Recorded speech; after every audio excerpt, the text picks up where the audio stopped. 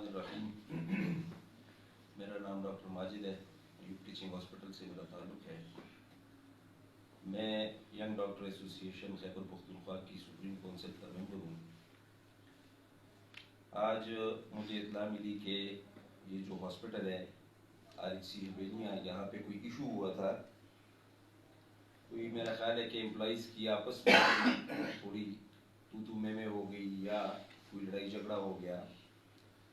हिदायतुर्रहमान साहब ने मुझे कॉल की कि इस तरह एक मसला हुआ है, तो आप भी आ जाएं ताकि अफ़ाम तफ़हीम से इस मसले का हल निकाला जाए।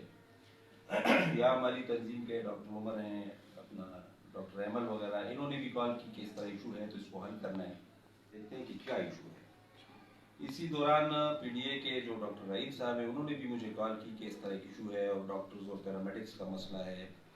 तो उनसे भी मैंने ये कहा कि मैंने कहा वहाँ पे जाके जब तक मौक़िफ़ दोनों साइडों का ना ले लिया जाए उस वक्त तक कुछ कहा नहीं जा सकता, लेकिन बहरहाल जो भी मसला होगा तो आपस में बैठ के हल करेंगे और अगर किसी ने ज़्यादती की एक दूसरे के साथ तो उसका हल निकाला जाएगा। तो एक अफ़ाम तफ़हीम की शक्ल में हम यहाँ पे आए कि यहाँ पे बैठ कर बात हो सके। रहमान साहब ने और इस तरह मेरी तंजीम के लोगों ने इसी बुनियाद पर मुझे यहाँ पे मदऊ किया कि यहाँ पे मसला हल किया जाए।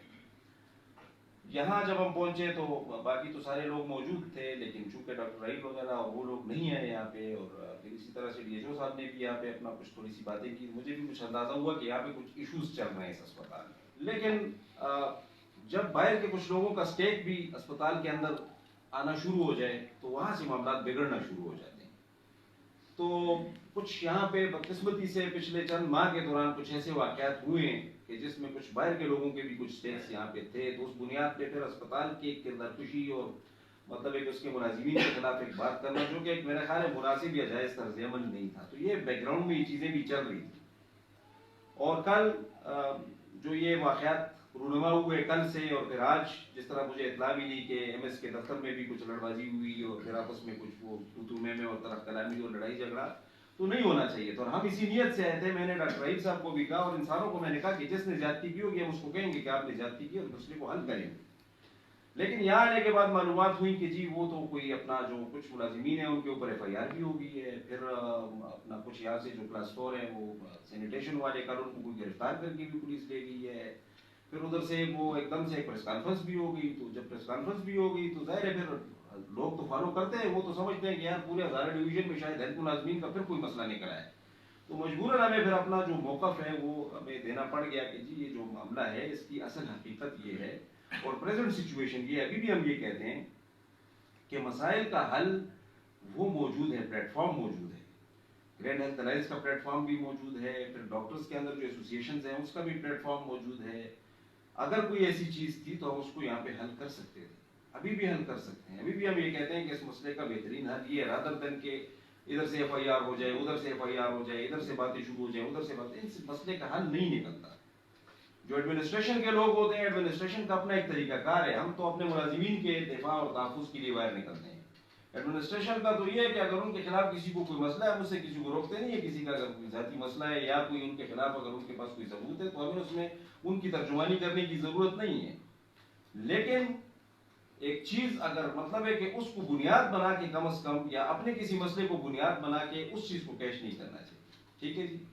तो अभी भी हम ये कहते हैं कि इस मसले का हल है अगर ये आपस में बैठ के बातचीत से हल हो जाए। जिसने भी ज्यादती की होगी उसको हम कहेंगे कि जी आपने ज्यादती की है, लेकिन इस तरीके से ये मामला मजीद आगे की तरफ बढ़ेंगे और इससे कोई खैर की बात सामने नहीं आएगी। ठीक है, हम सारे मुलाजिम हैं, क्लास 4 से लेके स्वीपर्स से लेके डॉक्टर्स तक, हम सारे मुलाजिमीन हैं। एक इदारे में हम काम करते हैं तो हमें अपने इदारों की बेहतरी के लिए काम करना चाहिए। उसमें अगर कोई बेकायदगियाँ हैं या कोई मसले मसाइल हैं तो उसको बिल्कुल ज़रूर उठाया जाए। लेकिन ये जो आपस की रकावतें हैं या इसके अंदर अगर हम लगे रहेंगे तो मेरा ख्याल है इससे हमारा सबका नुकसान होगा, इससे फायदा कोई भी नहीं होगा। DHO साहब से भी ये गुजारिश है और इसी तरह से मिनिस्टर साहब से भी ये गुजारिश है कि इस मसले का नोटिस लें और इसकी आज़ादाना इंक्वायरी करें। गैर जानिबदार अगर कोई गलती है तो उसको फिक्स किया जाए। लेकिन ये है कि वक्त से पहले इस तरह के बयान दे देना कि फलां को उठा दिया जाए, फलां को हटा दिया जाए, फलां को हमने ट्रांसफर कर देना है, इसको चंद दिनों का मेहमान है, ये इस किस्म का जो तर्ज अमल है ये मेरा ख्याल है मुनासिब नहीं। रहमान रहीम, मेरा नाम हिदायतुर्रहमान है। मैं डिस्ट्रिक्ट एबटाबाद के पैरामेडिक्स और हज़ारा डिवीज़न पैरामेडिक्स का प्रेसिडेंट हूँ।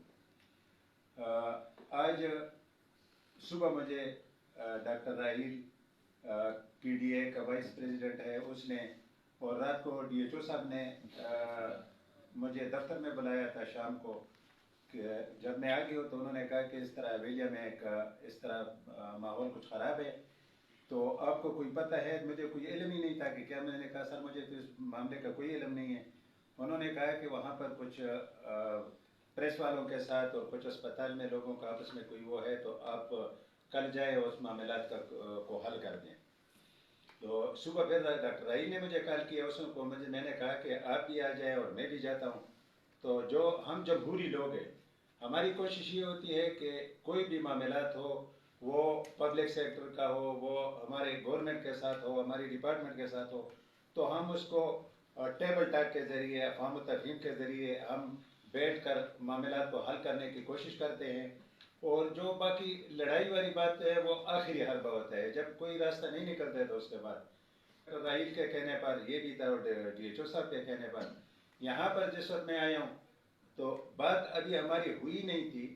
میں نے پہلے ایک گروپ کے ساتھ بات کی، اور پھر میں نے کہا میں ان جو بقایا دو ان کے ساتھ اور جو باہر کے لوگ ہیں ان کے ساتھ، وہ بھی ہمارے بھائی ہے، کوئی ایسی بات نہیں ہے. غلط فہمیاں آتی ہے، لڑائیاں جھگڑے بھی ہوتے ہیں، لیکن اگر قتل بھی ہوتے ہیں تو اس کا آخری فیصلہ جو ہے نا وہ پھر جرگے کے ذریعے اور ٹیبل ٹاک کے ذریعے وہ ہوتا ہے. تو ہماری کوشش یہی ہوتی ہے کہ ہم اگر پہلے دور تک جائیں، عدالتوں میں جائیں اور لڑائیاں کریں اور ساری چیزیں کر کے آخر میں اگر بیٹھتے ہیں تو بہتر نہیں ہے کہ پہلے بیٹھ کر آدمی مسائل کا حل نکالے. تو جب دوسرے کے ساتھ بات کرنے کی بات آئی ہے تو اس سے پہلے یہ لوگ اپنے MS کے دفتر میں جمع ہو گئے آپس میں بات کرنے کے لیے، اور ان کی آپس میں جو بھی ہے کلامی ہو گئی ہے یا جو بھی معاملات ہو گئے. تو پھر میں نے ان لوگوں کو بھی کہا ہے، ان کو بھی کہا ہے کہ یہ ہمارے گھر کا معاملہ ہے، ہم بیٹھیں گے، جس سے کوئی زیادتی ہوئی ہے وہ اس کا ازالہ کریں گے، جس کے ساتھ زیادتی ہوئی ہے ہم مناسب فیصلہ کریں گے. میں نے پھر اسی راہیل صاحب کے ساتھ رابطہ کیا ہے. میں نے ڈسٹرکٹ DHQ کے جو PDA کا صدر ہے معظم صاحب کے ساتھ بھی رابطہ کیا ہے. باقی جو لوگ ہیں وہ YDA کا کمپلیکس کا صدر ماجد صاحب ہے، ان کے ساتھ رابطہ کیے کہ آپ لوگ آ جائیں اور یہاں مل بیٹھ کر اب اس مسئلے کا کوئی حل نکال لیتے ہیں.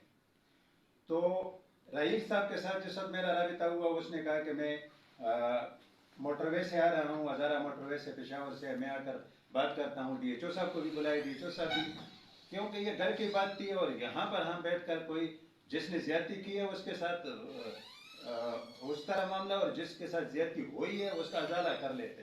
بعد میں ہمیں پتہ چلا کہ وہ پریس کانفرنس کے لیے چلے گئے.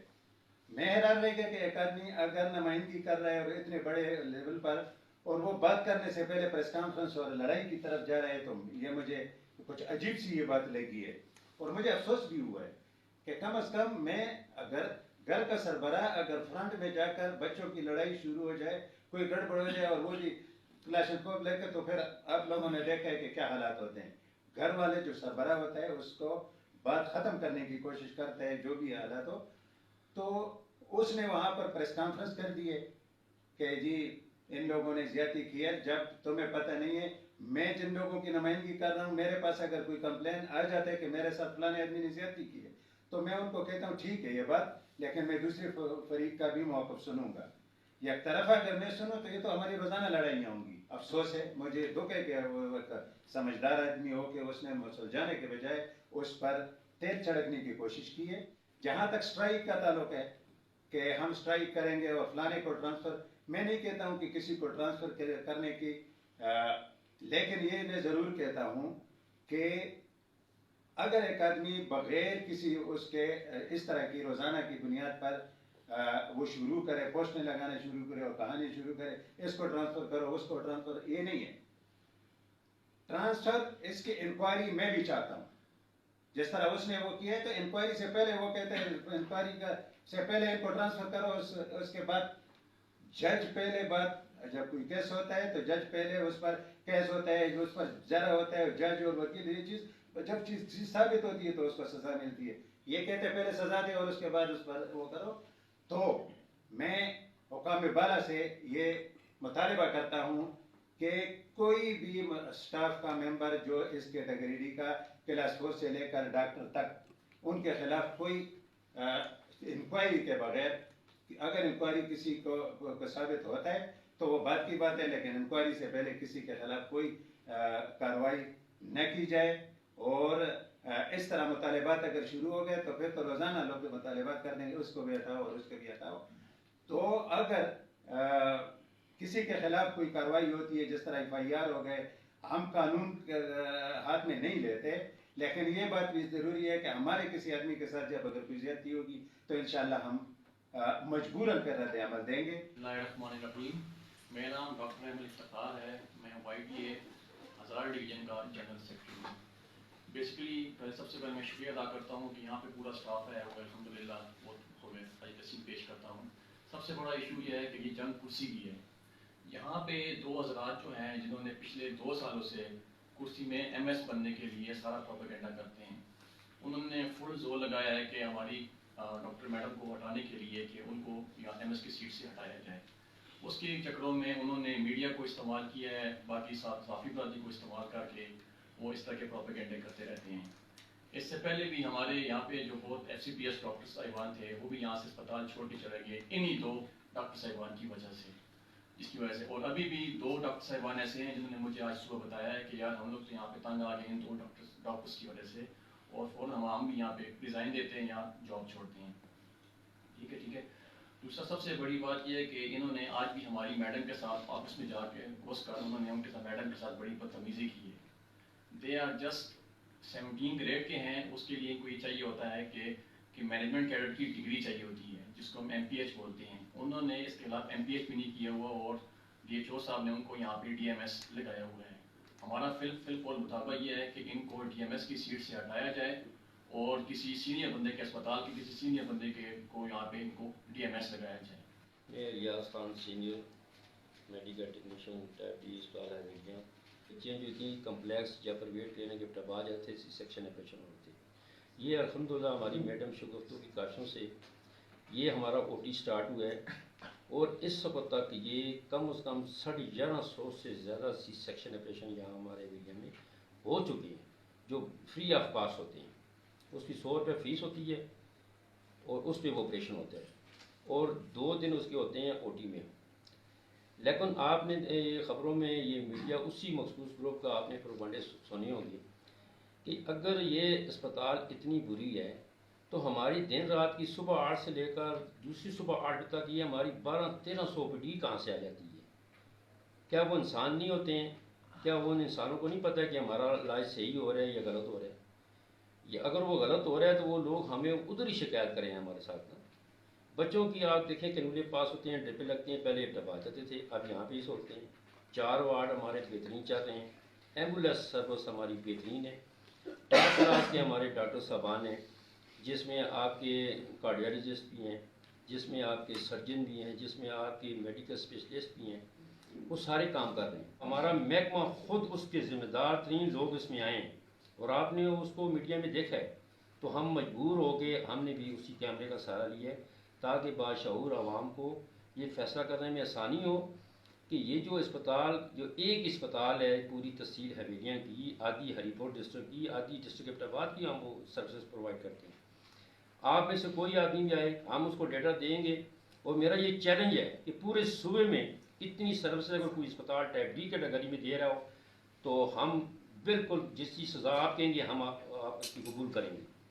لیکن اس کے علاوہ یہ جو پروپیگنڈا کر رہے ہیں، اور میں ان صحافیوں سے بھی گزارش کرتا ہوں کہ آپ اسی شہر کے لوگ ہیں، غمیاں خوشیاں آپ کی ہمارے ساتھ ہیں، ہماری تمام کے ساتھ ہے، آپ کے ہم علاج کرتے رہے ہیں اور آگے بھی کرتے رہیں گے. لیکن کم از کم خدا کا خوف تو کھا لے کریں کہ 1-2 ڈاکٹروں کی وجہ سے آپ نے اس اسپتال کو اتنا اس پہ پہنچا دیا ہے کہ یہ اسپتال پہ لوگوں کا اتنا اعتماد خراب ہو جائے کوئی جائے نہ.